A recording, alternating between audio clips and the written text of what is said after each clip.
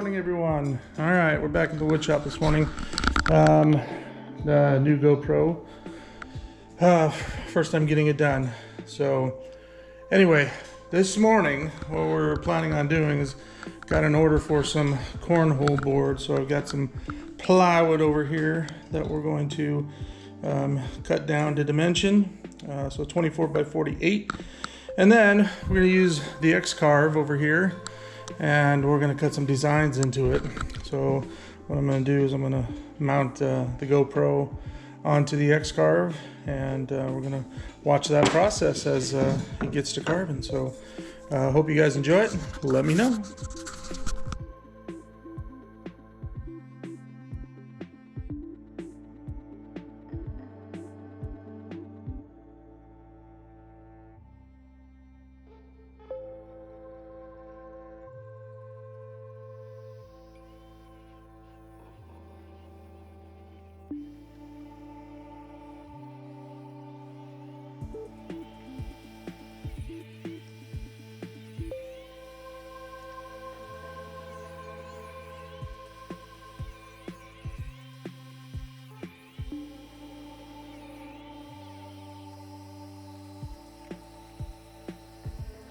All right, everyone, so here we are. So let me explain a little bit, and I'll probably do a voiceover to do this. So these are the cornhole board frames. And so what I did is I cut them on the table saw to get them to the right dimension, so they're all equal in dimension. And then I ran them through the planer to get all the sides and the widths all the same. And then I went back through, and then I cut these grooves in it, thanks to Mr. John Malecki for the idea. I'm not sure, I didn't think of this before, but anyway, so I cut these grooves that's 1 inch deep, and then half an inch this way, so that we can then place the tops in once we get this finished. So what I'm going to do next, again thanks to Mr. John Malecki, is we're going to be using some weldwood or some Rapid Fuse clear. He used something called DAP Rapid Fuse that I'm not really sure about. I couldn't find it other than on Amazon. Found this at Wally World. But anyway, we're gonna give that a try and see how that works. So I'll get you up on the ledge here, and we'll get you going.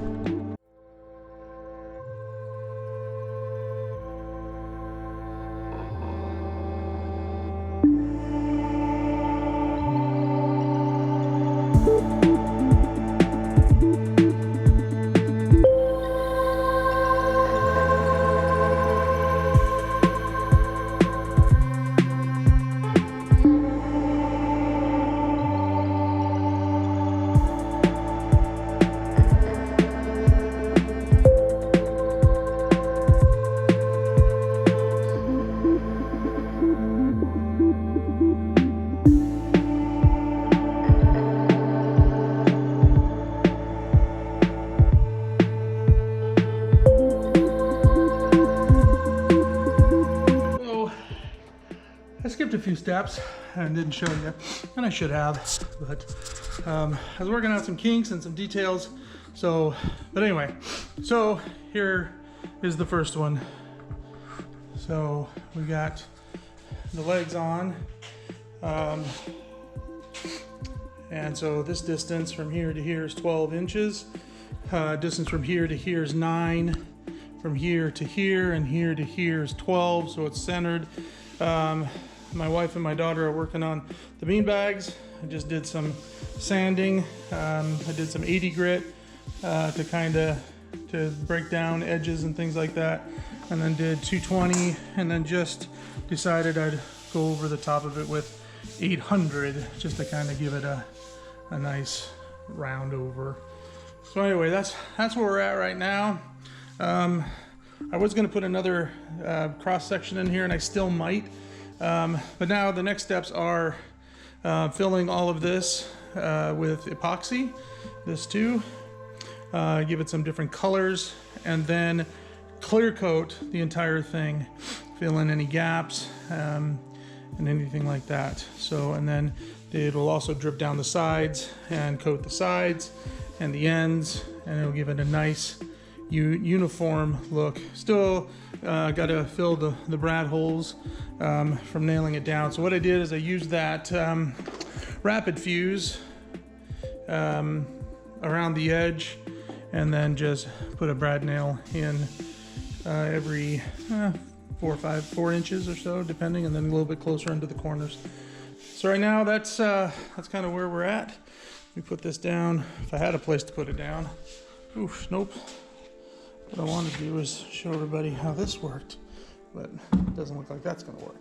So anyway, so that's where we're at right now, and so we will then start on number 2 in the next couple of days. I've got to go to work starting tomorrow, so I will be out and about doing my real job, my 9 to 5, if you want to call it that, and then we'll come back, and our epoxy should be here from Pro Marine, and then we'll get to doing epoxy and finishing the other one. So I've already got all these pieces already put together. Well, sorry, sawn, you saw that earlier. I may try and put them together tonight, so I've got the framework up, and then we'll see where we go from there. So hope you guys are enjoying it. The new video with the GoPro. We'll figure this out step by step. We'll go to editing this once I get the second one done, or I may just do this one and then do a second one on the second one. So I hope you guys are having a good time. Please like and subscribe, and then tell your friends if they like woodworking and just simple things like this that even I can do. You know, it'll show you that with just a few basic tools how you can create, you know, something like this that you know, can kind of be a keepsake and kind of be unique, and not just your average day, ordinary kind of cornhole board. So anyway, hope you're having a good night. Talk to you later. Okay, so we're putting the second one together. You saw me put together the frame on the last one, so not sure, pretty sure you're not worried about that. So what we are attaching here are the legs that swing in and out and tuck up underneath when they're not in use. So basically what I did is I cut like a 13-inch piece of 2x4 and then set it. I'll show you. So I set everything up on blocks to give me the 12 inches that I needed from the top here down to the bottom. And then I just put this piece of wood, and then brought the piece of wood, which would be longer, it extended down here, and then just marked across this table at the angle that I wanted it, and then I was able to cut it off. Then what I did is I put a little 45-degree angle on the opposite end to kind of give it a little bit more character. So basically what I'm doing is I'm drilling the hole for the other leg, and so what I've done is just kind of duplicated that process and rounded over the top so that they can spin underneath the deck, and just going to put them on with carriage bolts. So we'll set you down here, and we'll start giving you kind of the view here. So I'm just using a carriage bolt with a lock nut on it. And so I also had to cut the 2x4 down in its width just a little bit to make it so that it would get a hold of that carriage bolt. So I had a washer here. Got the washer. I'm gonna put the lock bolt on, the lock nut, I guess. I'll screw that on, and then we will tighten it on. There we go.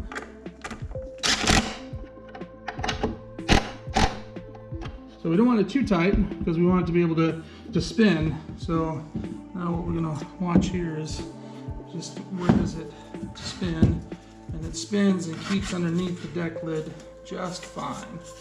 And then yeah, spins it down again and locks into place. So we got 2 of those now. So also what I did off camera is that I measured and cut down the deck lid and sanded it a little bit so that we can attach it. So that's what we're gonna do next. A whole lot of space in here right now. I made these lovely 48 by 40 benches to work on, and then I decided to change the layout of my shop, and then I bought the X-Carve, and so that all changed really relatively quickly, and so all my can go in it. So I know several times you've come to look at these videos, and Josh has been rearranging everything. So, but anyway, so this deck lid fits in nice and snug, as you can see. So what we're going to do is we will pop it out, we will glue it up, and then we will brad nail it down. So let's grab a hold of this, put this down here. So in the last one I used the rapid fuse, and but on this one I'm going to use the Weldwood contact cement. So it's supposed to be flexible bond, water resistant when dry, all that good stuff. I'm not sure that it's really going to matter what I have on here, because the whole thing's going to get covered in epoxy anyhow. So I really don't think it is really going to affect one way or another how things come out. So this has got a little brush applicator on it, and just going to go around and apply that liberally so that we've got a good bond. Make sure it's all clean. I don't think I cleaned this well enough.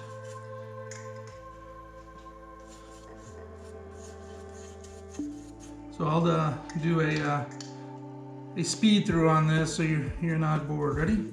Go.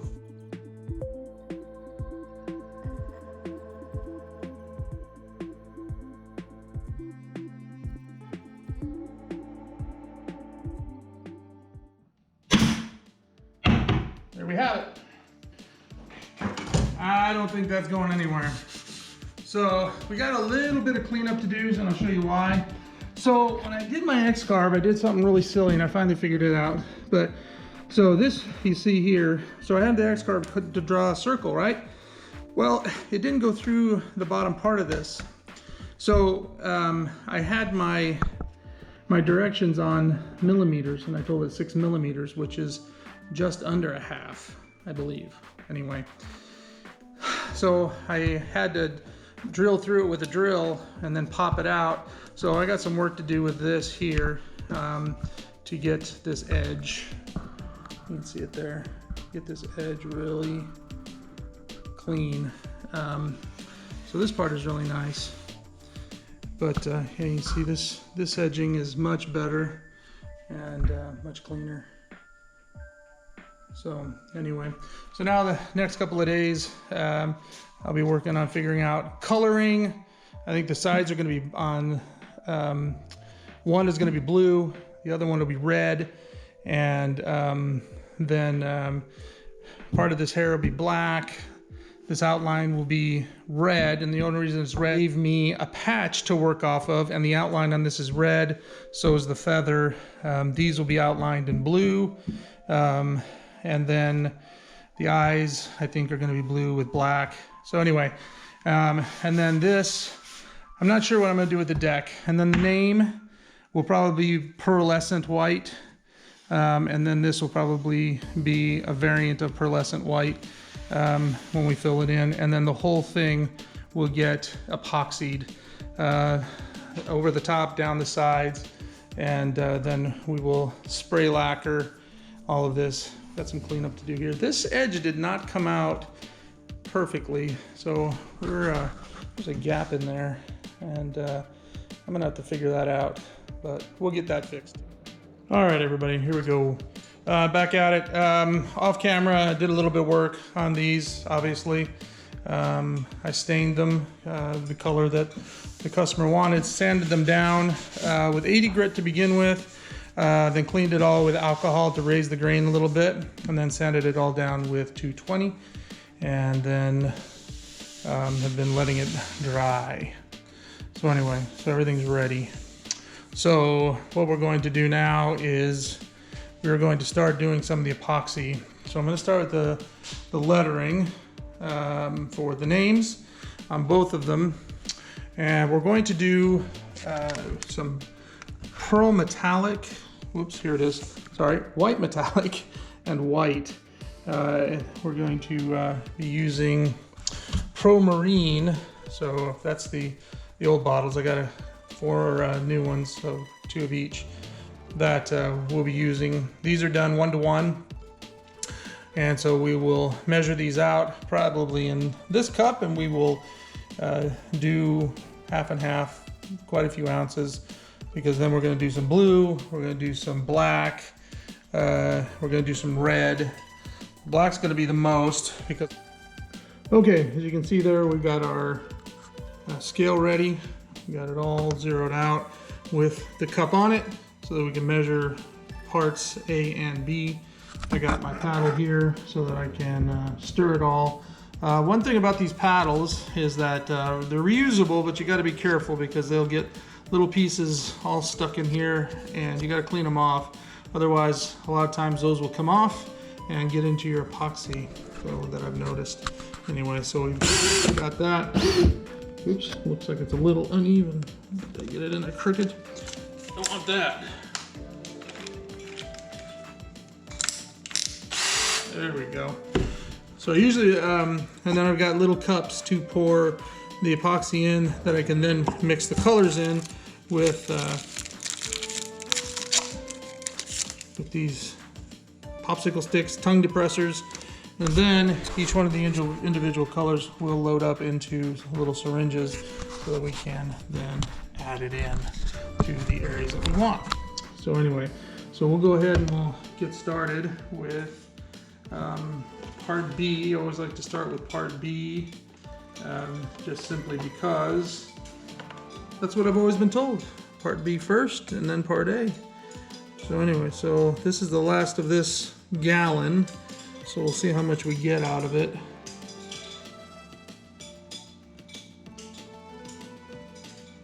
So far 3.6.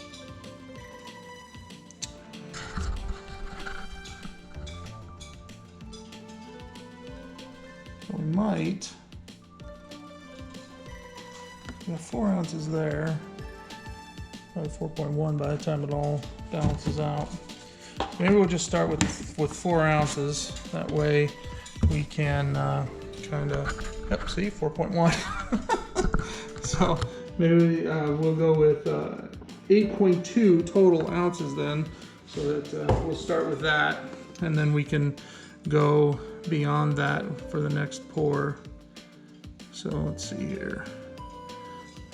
This stuff is thicker.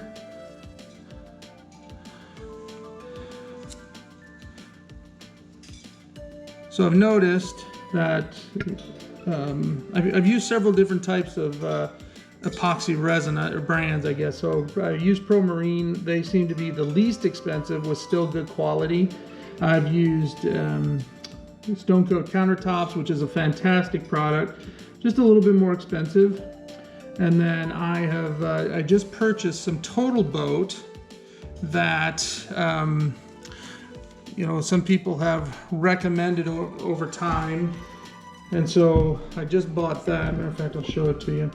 So just real quick before we kind of start stirring here. So Total Boat or West Systems, their epoxy resin comes in 2 parts, but they've got, theirs is a 5, well, with this hardener, it's a 3-to-1. So they got different hardeners for different things. But I heard they're a really, really good product. So I bought those. The nice thing about those is that they come with these little pumpers that you, with different sizes for different containers. And it's, you just pump, and you know, one pump to or 3 pumps to 1 pump, and it makes it very nice and very easy. So, all right, so we've got our hardener in there, we've got our epoxy in there. So now we're going to give this a stir. So now with this, hold on tight, because we're going to put the white in one. So notice it's very cloudy.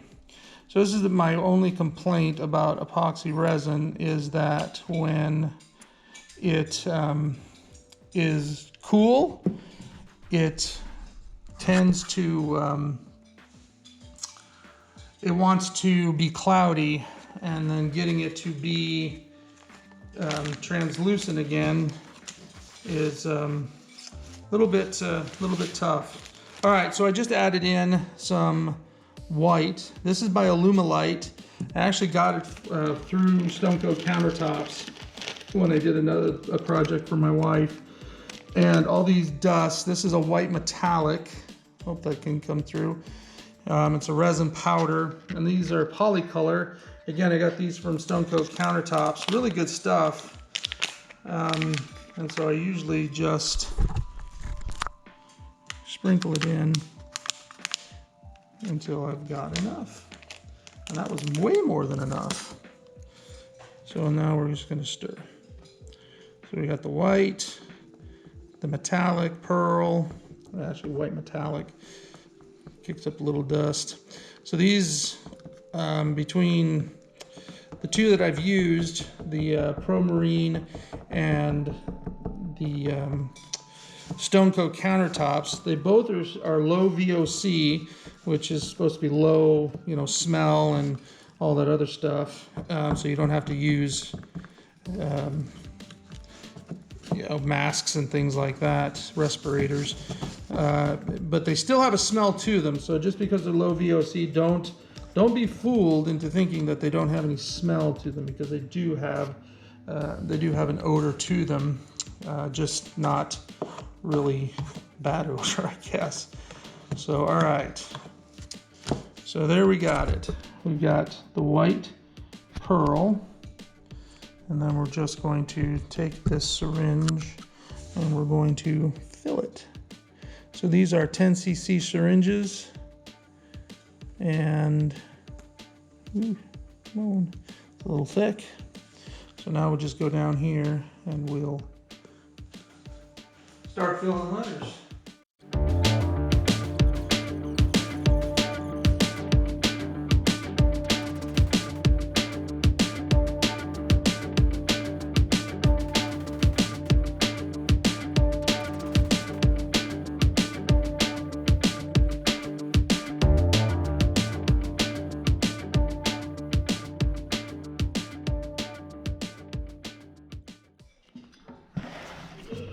Okay, so done all that. That's all kind of starting to dry. I think with what we have here, we're going to do some red pearl. Now, they've got dyes. I've got a red dye, but I don't like the way it looks for this particular project. So we're going to use this red pearl.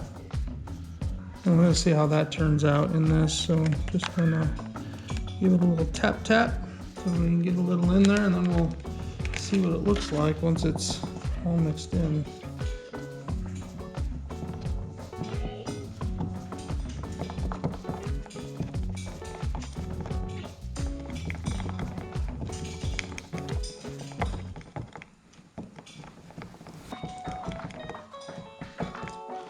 Really turning, you can see the red pearl, but you can't really see the red color.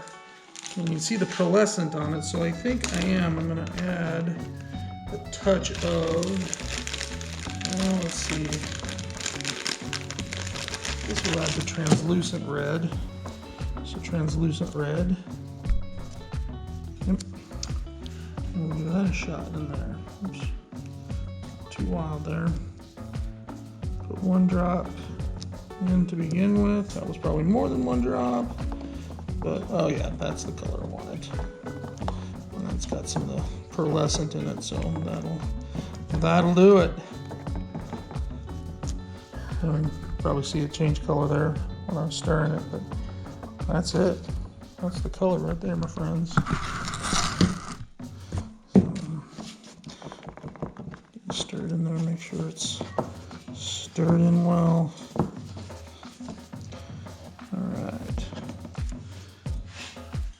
The other nice thing about epoxy is that it actually cleans off fairly nice, just with these little blue shop rags.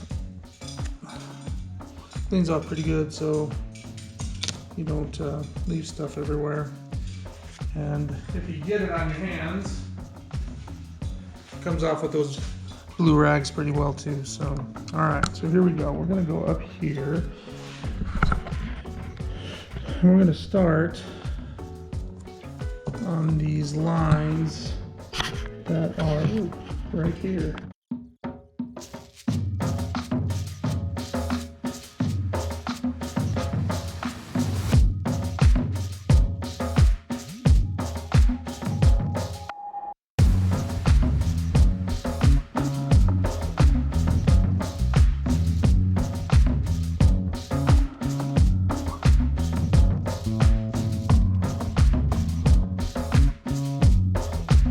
Good morning, everyone. This is kind of what we're looking like this morning. Everything's nice and solid, which is good. Yeah, looks pretty good. I wish it really kind of showed the shine on it. So we get it sanded down here, maybe we'll get it out there in the sun and see how they look. But yeah, we're gonna get sanded now, and yeah, and we'll show you that process, and then we'll get them outside before we top coat them.